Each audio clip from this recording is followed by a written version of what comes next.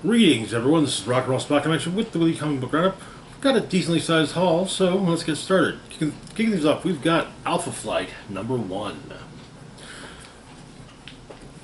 Just at the beginning, you get another Fall of X miniseries. Got a few of those this week. So Alpha Flight is Canada's premier super team. They they're largely treated as a joke. Not in a there's a punchline, but more like nobody they're really taken seriously, at least by at least some fans, and kind of a if Marvel wants to show to have a threat show up that can take down a team, well, Alpha Flight is generally one of the potentials to have them just be shown taken down. That said, they have long been allies of the X-Men, though after the first Hellfire Gala, Vindicator was recruited into Orchis by Henry Peter Gyrick.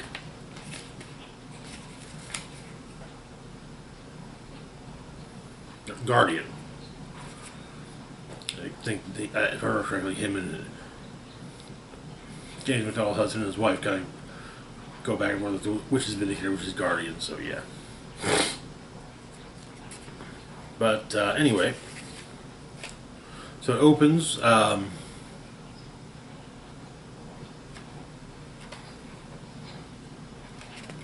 with Alpha Flight flying in to apprehend a mutant on the loose.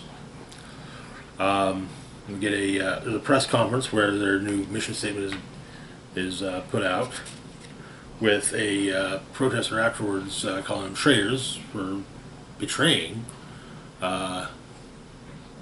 Aurora and North Star, who were former members of Alpha Flight, or long-time members, no less. But Department Agent's director informs them that the son of late Alpha Flight member Box, Roger Box Sr., but the son being Roger Box Jr., is working with Department Agent creating Box Sentinels. They're designed to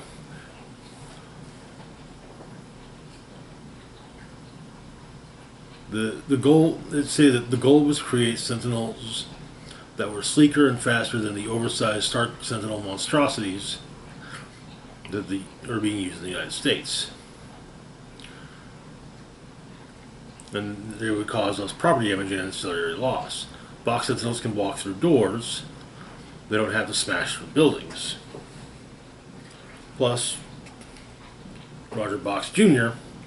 controls them with a helmet similar to the one that his father used to control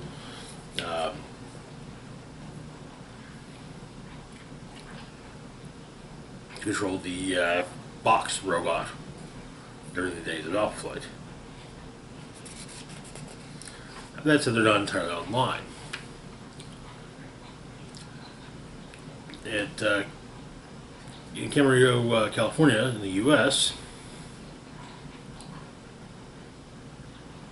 a Dr. Lucas Peterson is interrogated by his employer, who is flanked at the moment by some Orchis goons. And his mutant powers, he utilizes mutant powers and escapes. In Saskatoon, Mutant Argent is attacked by Alpha Flight, but Aurora, Fang, and North Star, as well as former Alpha Flight member Nemesis, rescue Argent. And, well, yeah, their Alpha Flight's failure has just been, or embarrassment has been caught on video and likely goes viral. In Garberville, California, Dr. Peterson is contacted by his wife and he explains that his name is Albert Lewis. He's a mutant, hasn't used his powers in years, and kind of just figured if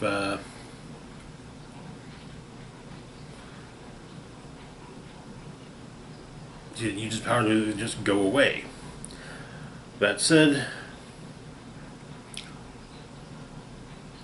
Albert's wife and daughter have guests, Orcus troops, who triangulated the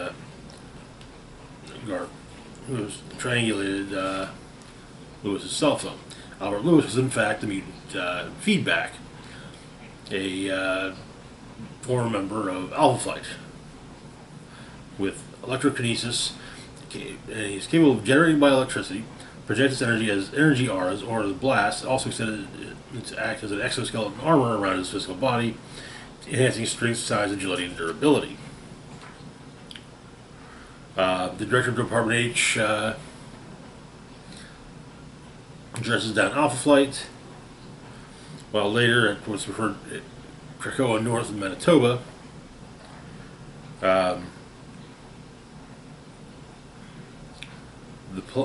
North Star reveals his plan, and in fact, North Star and the others have been doing what they can to hide mutants there. But the plan is to, at least for the moment, get transport, save as many mutants as possible, and then in one fell swoop get all of them to Chandelot, to the Shi'ar throne of Chandelar, mainly because while Mars is right there, it is the mutant planet. Maybe, with the fact there's some serious unrest brewing, maybe it's best that the mutants mutants that are taken off world are taken somewhere a bit more friendly. But the issue ends with the reveal that Alpha Flight is, in fact, coordinating with North Star and his people and doing what they can to help Aurora, North Star, Fang, and Nemesis. So I'll be honest, I was knowing that Guardian was a member of Orcus, I was pretty much ready to write Alpha Flight off as just being a bunch of stooges for Orcus, who would likely near the end of the series have a "oh, are we the bad guys?" moment. But no, they're pretending to be the bad guys to help the good guys. So okay, props. Sadly, I'm guessing though that Guardian has not been sharing intel with Orcus. The fact of his placement in Orcus being known leads me to believe also that there's a distinct possibility that he's going to betray the team. That he's going to betray both teams. Moving on to our next book, we've got Dark X-Men #1.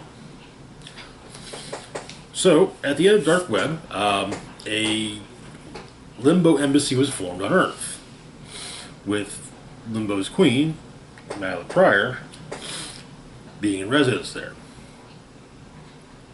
Within the embassy, Ben Reilly, formerly Spider-Man, now going by the name Chasm, is being kept prisoner because of crimes he committed against Limbo during Dark Web. So, Madeline Pryor heard Jean's death, basically. Her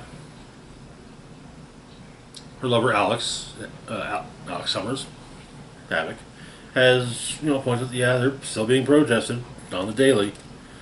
Apparently, Alex points out the creativity in their signs, though Madeline rightly chides him for it. We find out also that there are plenty of mutants who are considered to be among the unwanted and misfits of even of Krakoa. This includes Fantasia, Emplate, Azazel, Zero, Vital, and some others. But as Madeline is a telepath, much like um,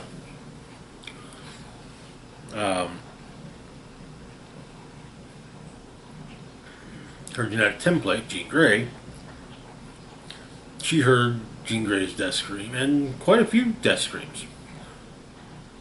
But the thought, the fear is that probably thousands, if not millions, of mutants died upon stepping through the gates. Apparently, that's not the case, and basically, it turns out that within Limbo, Madeline has a demon cerebro. She calls it the Mercy Crown. But apparently, Jean's death was the only one that Madeline felt.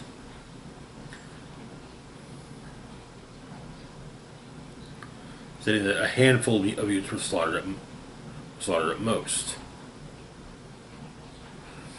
And she adds that there are mutants out there somewhere, and, well, her and Alex can't wait for those mutants to come to them. After all, Jean wouldn't.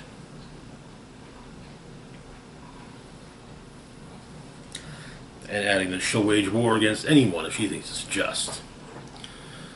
That night in Queens,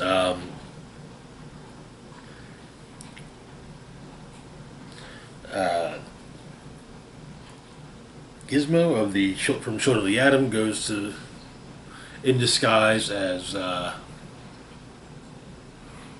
Benny goes to see Buddy, also the Children of the Atom. The Children of the Atom were a group that had found alien tech and used it to mimic mutant powers, though one of them turned out to actually be a mutant. However, Buddy's dad calls Orcus, doing so because he has to keep his family safe. But she's apprehended. She's taken into custody. However, her stay in custody doesn't last too long, as Archangel and Gambit rescue her. But the two are attacked by what appears to be one of the various armored Wolverine skeletons, with Archangel being run through. Turns out that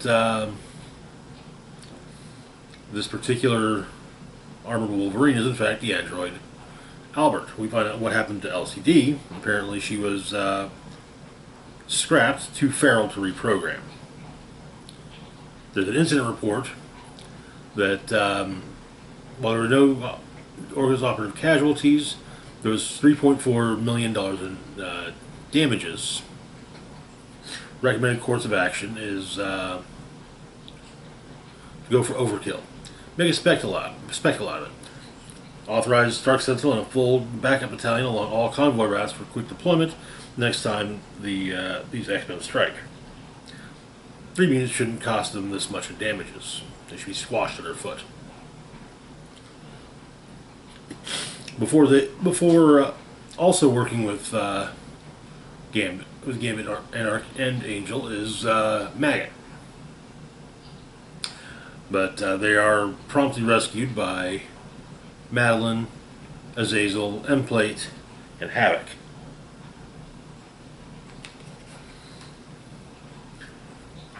Though Albert stabs Alex as well.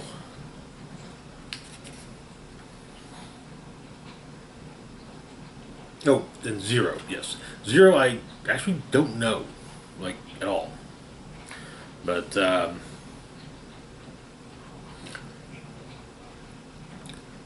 Zero claims Albert as his, though, while Warren is taken into the custody of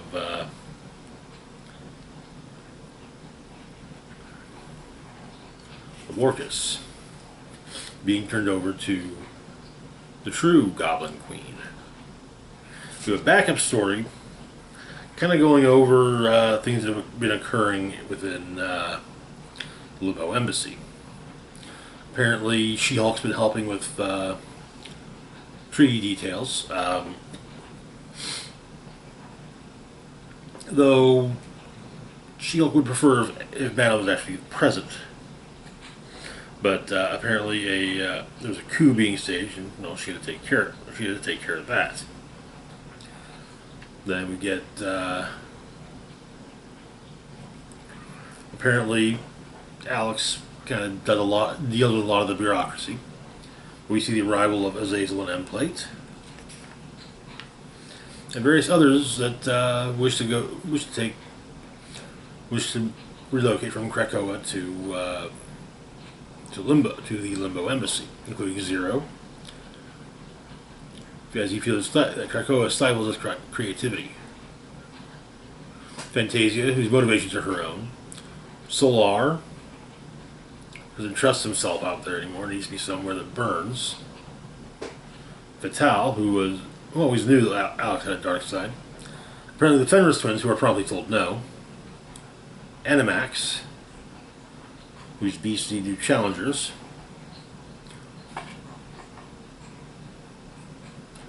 Todd from Secaucus, teenager, goth kid, hates school, parents don't get him like at all. Alex just offers to give the kid his therapist's number. Mastermind and Lady Mastermind, who don't want to move there, they love Krakoa. They just had brunch plans with Madeline. Infectia, who may have turned a few dozen humans into antibodies again. And finally, Kangaroo.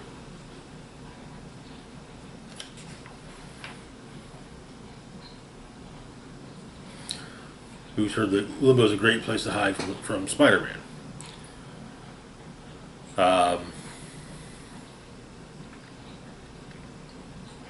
It's further added that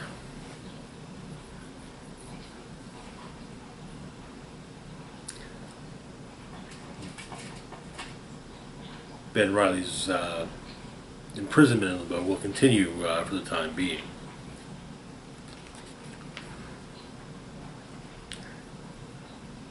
There's also apparently a treaty dinner with between Sim and Madeline, with Belasco holding up the table on his back. Previously, also a feast with a dinner, something of a double date between Summers brothers and Jean and Madeline, which is a little bit weird. And finally, though, Jean and Alex kind of just enjoying having a nice, pleasant day to themselves, and then also taking on the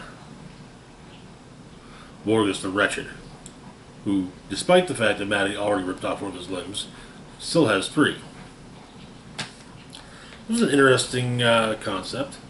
I could have sworn that the promotional art showed Grey Crow among the Dark X-Men, but sadly, if so, it may have been for a later issue. I could see him joining. So, moving on though to our next book, we have Uncanny Avengers #1. So, Steve Rogers was over the course of the Hellfire Gala. Steve Rogers, who was not present at the gala, was attacked by Orca's troops shortly after Captain Krakoa blew up the House of Representatives, blew up the U.S. Capitol, or at least exploded within the Capitol building. Rogue went to help. But we opened not long ago. Dr. Stasis and MODOK waking up whoever it is that their Captain Krakoa is.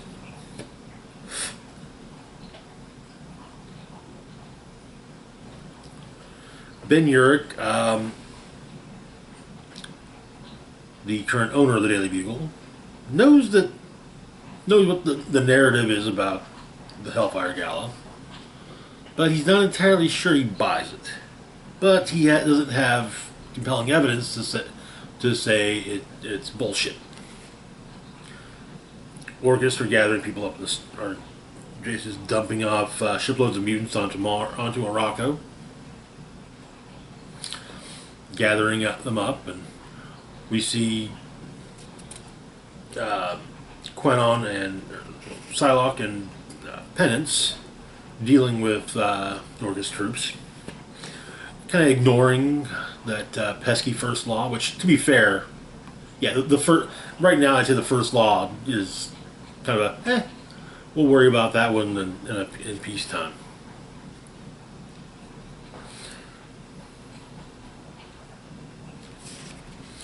But Captain America arrives on the scene, and Psylocke initially figures that he's staying with Orcus, but no, he's on her side. Though Psylocke does point out that it figures that working with Cap would mean having to restrain herself, but she adds that. Pointing out that Orcus killed hundreds of thousands of mutants, which Captain America simply states, then avenge them. Also on the team, we've got Deadpool and Quicksilver, who have set charges throughout the Orcus complex. Rogue is doing what she can to get reconnaissance on Orcus's gulag.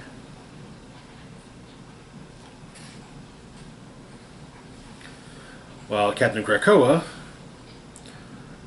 his identity still being hidden, is capitalizing on the idea that Captain Krakoa was initially unmasked to be Cyclops and has apparently made his own Brotherhood mutant, or his own Mutant Liberation Front, which currently consists of, among others, Blob and Wildside.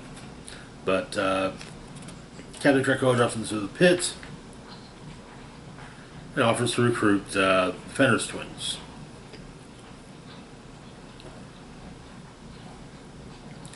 The Avengers Unity Squad are hiding out in the sewers. Tony and Emma are trying to figure out Tony's trying to figure out how to deal with the Stark Sentinels.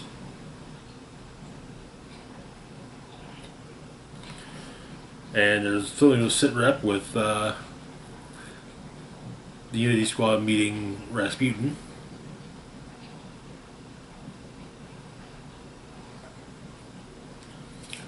We get some narration about why Cap chose who he chose. In part that, Quicksilver needed... Well, Quicksilver found purpose as an Avenger. Well, he did hope to reconcile with Magneto, but then Magneto went and got himself killed a year ago. But apparently Orcus is after atomic weapons. But the Avengers end up facing off against the New Mutant Liberation Front, which apparently consists of Captain Krakoa, Blob, Wildside, and Fenris, who probably blow a hole through Deadpool.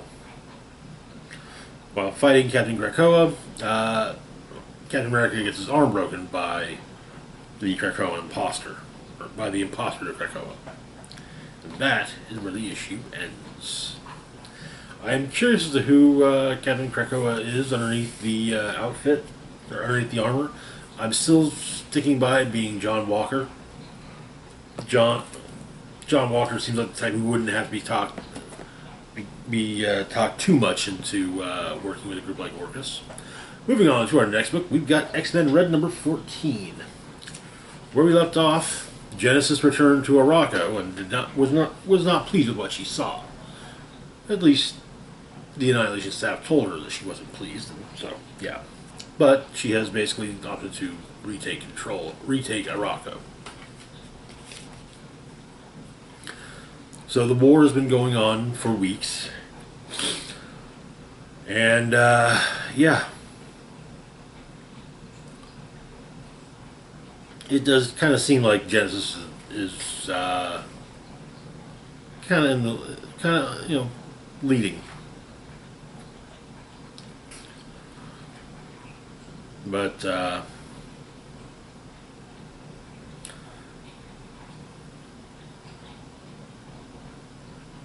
Craig Marshall has heard, or has become wary of the commune he lives in, and was considering taking a position at a posting at Port Prometheus. The Fisher King has caught one of Sylvanor's brood, stating that first generation, but the fish had been sluggish and confused, all but hurling itself upon the Fisher King's spear, leading the Fisher King to fear the worst. In the Morrowlands, Eyeless Row was seized by inspiration and painted the face of the Annihilation mask, and that basically the head of the Annihilation staff. Deals on blasters are pretty big in Port Prometheus. Kree, Skrull, and Shi'ar dignitaries are eyeing bargains and each other, wondering who would take advantage. The Red Lagoon tensions were quite high. Kobach is not pleased with the fact that they were all teleported away by Lotus Logos, but Lotus explains that he did so in part because he didn't want Kobach to die. And in fact, he cares for and about Kobach.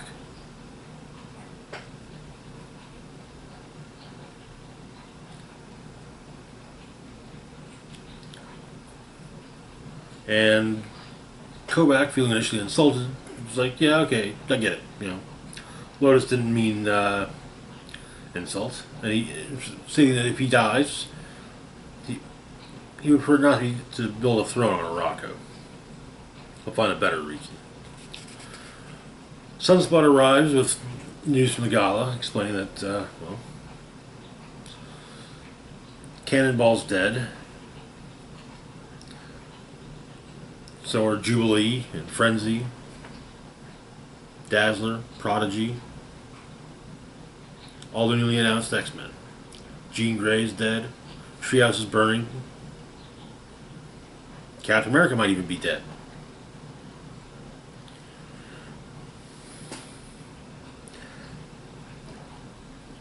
Gates aren't usable. Cable's tech isn't even usable. Storm asks him who was responsible, and Sunspot states some other dead people named Orcus.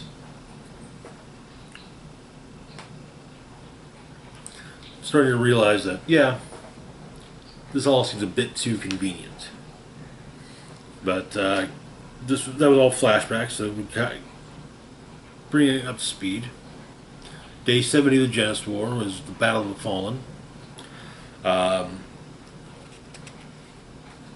Storm's forces managed to hold Annihilation's,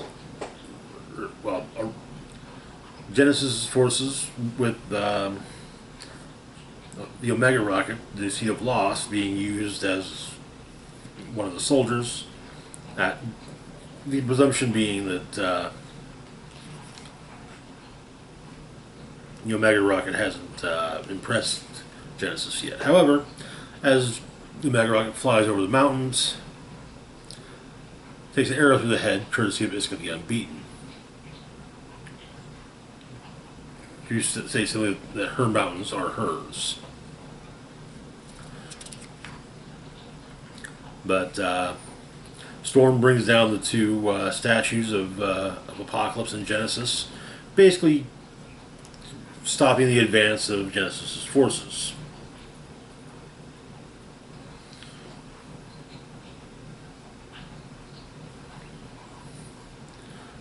Later, they're planning, when they're joined, when it's pointed out that the Iraqi have history with siege warfare, as the Fisher King arrives, seemingly putting himself back together. And that is where the issue ends.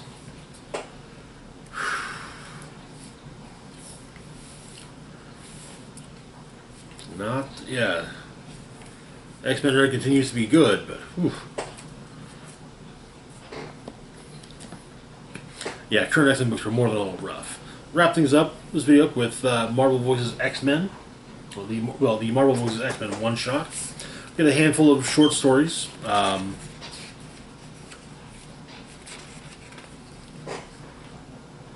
We have The Stolen Knight, focusing on Gambit and Rogue. Gambit makes an offering to the Thieves Guild, which is rebuffed, and takes on the Thieves Guild, defeating them, though gets an assist from his wife.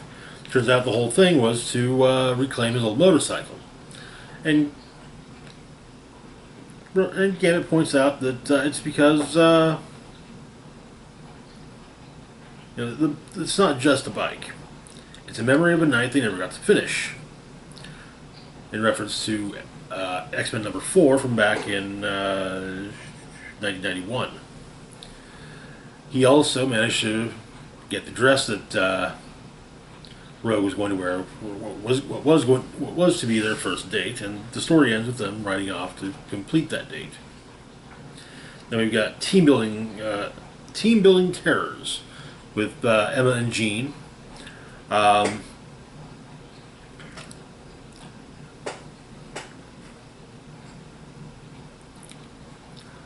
The Quiet Council in Central Park, basically being given various no-power challenges. Survive the wildest ride you can find without using your powers. Win a carnival prize also without using powers. Eat a Krakoan nut witch dog with extra volcano sauce.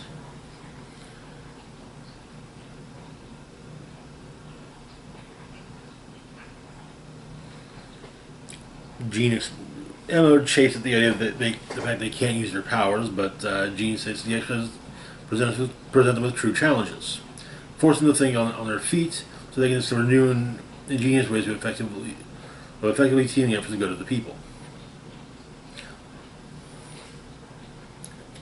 A giant teddy bear attacks, and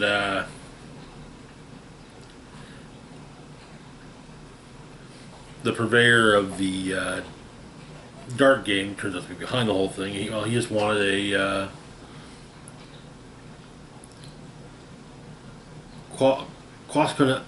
Krakoan witch dog. So, but he got one, and well, that broke the spell. Then we have The Man with No Shame on Araco. Iceman's enjoying an evening. Just enjoying the evening at the Red Lagoon, hanging out with Kobach. Kobach explaining that, in the great sieges, who Eaton loved was less important than how they could fight. However,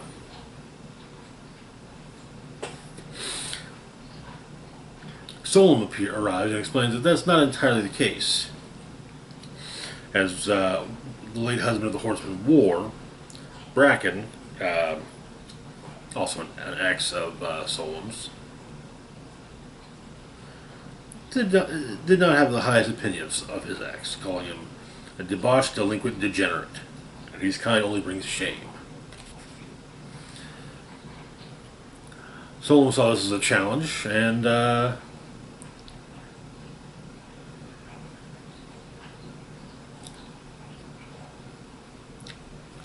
basically poured blight swill on Bracken for decapitating him. Horus Sarada invented a law that Solom could be accused of breaking, and Bracken's double challenge became a not so noble murder. But the argument heats up between Kobach and Solom, and the two of them go off together arm in arm. Next we have a sort of Iceman and Storm discussing their past together. And apparently when Storm first joined the X-Men, Iceman was kind of just like, well, what the hell am I even doing here? I mean, yeah, I can control ice and snow, but I mean, she can do, Storm can make rain and lightning, and yeah. But it's centered around a duel, a sparring match, a sparring session between the two of them, with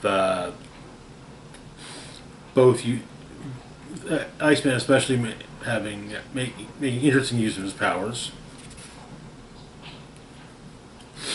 Though Iceman asks Storm how long she knew, and she states that she knew exactly how powerful he was the moment she met him. The potential was his to tap into. He tries to say that's not what he meant, but, well, she said what she said, adding that Max always knew as well how powerful Bobby was, of course. And then, well, Iceman asks an extremely important question. Who was the better kisser? Forge, T'Challa, or Logan? Well, yeah, it would seem that Storm wants more drinks. Then we've got a story starring Jubilee and Lady Deathstrike called Hollywood Ending. Lady Deathstrike takes Jubilee to the mall she grew up in, which is now closed. But she meets the Aunt Hope, who is kind of a stand-in for a parent when Jubilee lived in the mall. Turns out Aunt Hope is an assassin, and as this involves family, it's under a flag of truce, which is promptly broken when Aunt Hope attacks Deathstrike, with the intention of basically wanting Deathstrike to give up one of her arms, and Jubilee talks Deathstrike into just, hey, just give him an arm, he'll regrow.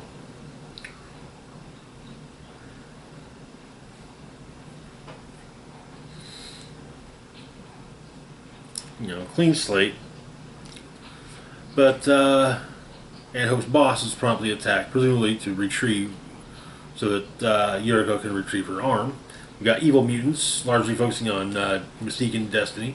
In the early days of the story set around the time of Uncanny X-Men 141 and 142, which would be Days of Future Past.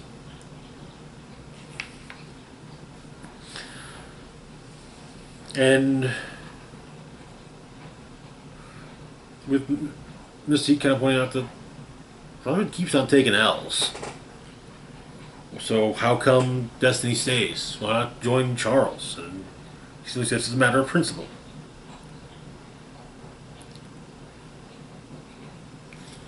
She states, imagine Destiny a hero, fighting to prove to the world that mutants can be good, whatever that means. That we're just like everybody else. But she asks if Mystique really thinks there's room in the world of just like everybody else for one who goes home at night to her wife. She has made many compromises Irene's made many compromises in her life, and she will make many more. But her and Mystique, that's a compromise she won't hide. Not now, not ever. Though they've had to in the past.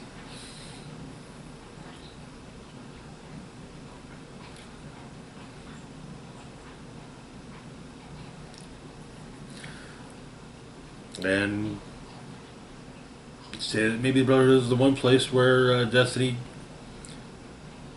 Mystique actually gets to be herself, whatever that means, and that has to be what's fighting for, right? And the story ends with the couple embracing in a kiss. Finally, we have Through the Years, where Xavier reflects on the various X-Men over the years with just basically looking at a scrapbook. We see various pictures of various members from various points of time.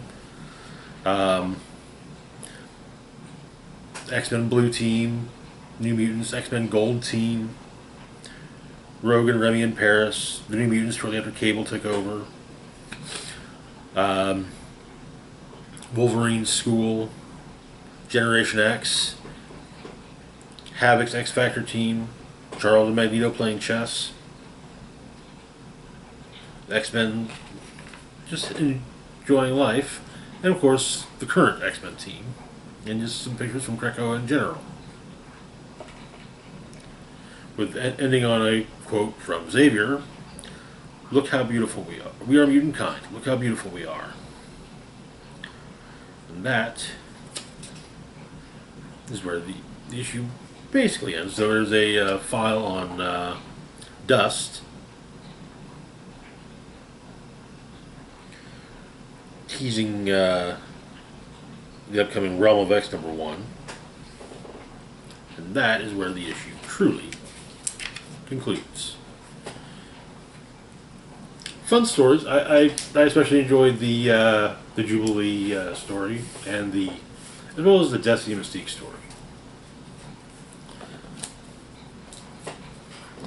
Anyways, that's going to do it for now. As always, feel free to like, share, and subscribe. Links to my Facebook, Twitter, Mastodon, Patreon, and PayPal can be found in the description box down below.